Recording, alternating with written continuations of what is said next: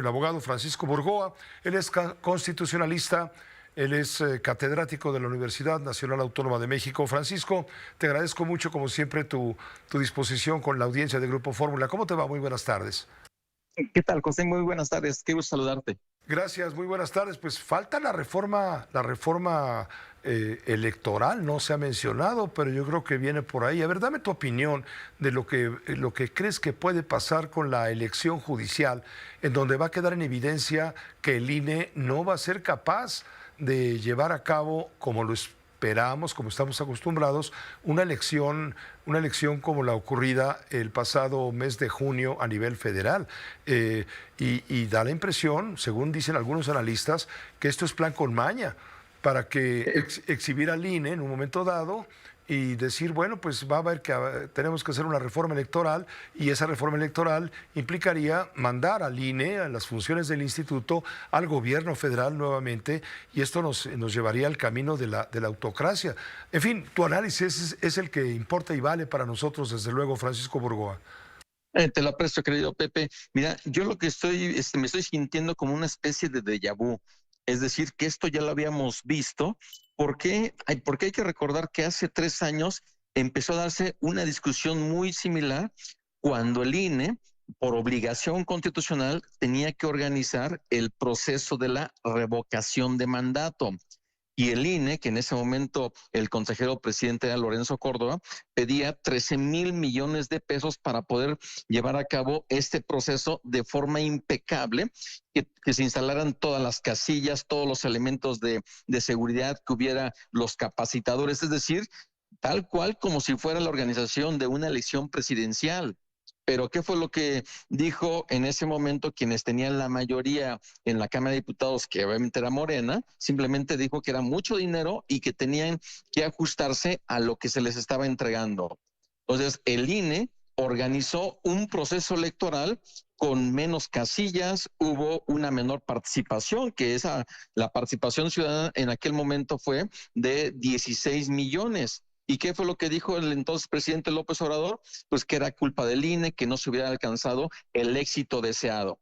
Y toda esa discusión de hace 3 años y hace 2 años que fue la revocación de mandato, pues prácticamente es lo que empieza a suceder hoy. El INE solicita 13,000 millones, no se los dan, les dan menos de la mitad, y el INE ya empieza a decir que, por ejemplo, ¿qué es lo ideal en una casilla? Que haya 750 boletas para 750 ciudadanos. Pues ahora va a haber 1,500, 2,000 o hasta 3,000 boletas en centros de votación, en donde ya no vamos a tener a una o a 2 calles de nuestro domicilio esa casilla, sino hay que recorrer unas de varias calles, que pueden ser 10 calles más o menos.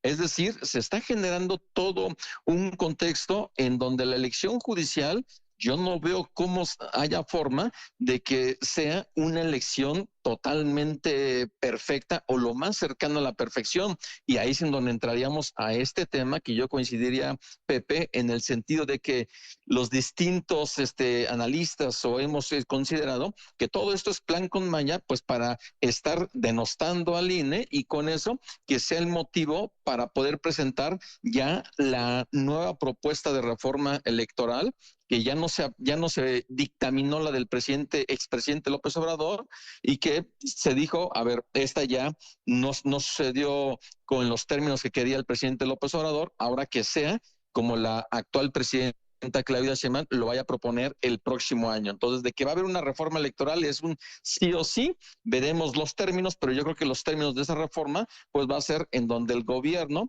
tenga un mayor control de lo que será el nuevo instituto electoral. Correcto, sí, porque se prevé desde ahora, por todo lo que has mencionado, que estas elecciones judiciales podrían terminar en un fracaso en términos de participación, desde luego, y técnicamente ser no lo suficientemente seguras. El voto popular seguramente no va a despertar el clamor popular, ¿no? Entonces va a haber poca participación. En fin, es muy complicado el proceso, y ese es el mejor pretexto para que digan, bueno, pues el INE no supo hacer las cosas, hay que hacer una reforma.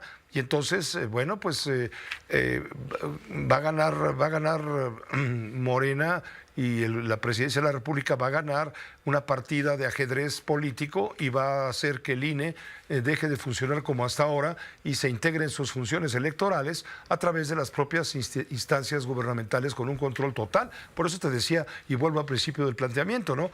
Es la reforma que estaría faltando para llegar a la autocracia, ¿no crees? Totalmente, yo creo que se está pues fortaleciendo esa autocracia, esa concentración del poder, ese hiperpresidencialismo, por donde lo queramos ver, lo único que vemos es el fortalecimiento del poder ejecutivo frente a los otros dos poderes. Obviamente el legislativo pues ya forma parte de un bloque que es prácticamente el mismo con el ejecutivo, y el judicial, que es el que había mantenido una independencia, que es el que había sido el garante de nuestra Constitución.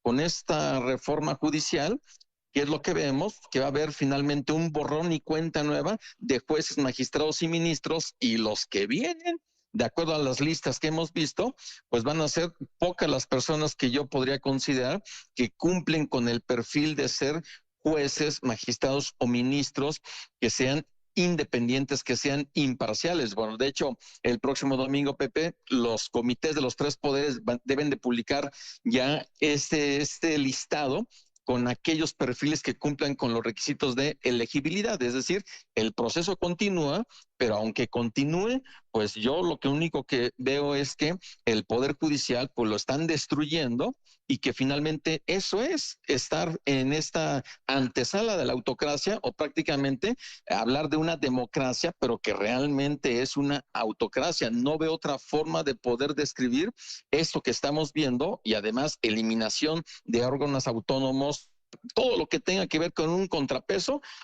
Morena, ¿qué es lo que dice? Vamos para allá para eliminarlo y seguir fortaleciendo todo el poder que actualmente detenta la presidenta Claudia Sheinbaum.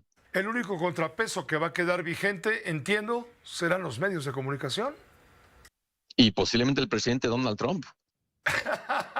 Bueno, esa fue una buena puntada. Gracias, Francisco. Sí, porque eso es terrible lo que viene, no lo quiero predecir, ya lo comentaremos. Francisco, como siempre, muy agradecidos y reconocidos con tu colaboración. Fuerte abrazo, mi querido Pepe. Buenas noches. Fuerte abrazo para ti, muy buenas noches. El abogado Francisco Burgoa, constitucionalista, catedrático de la UNAM. Sí,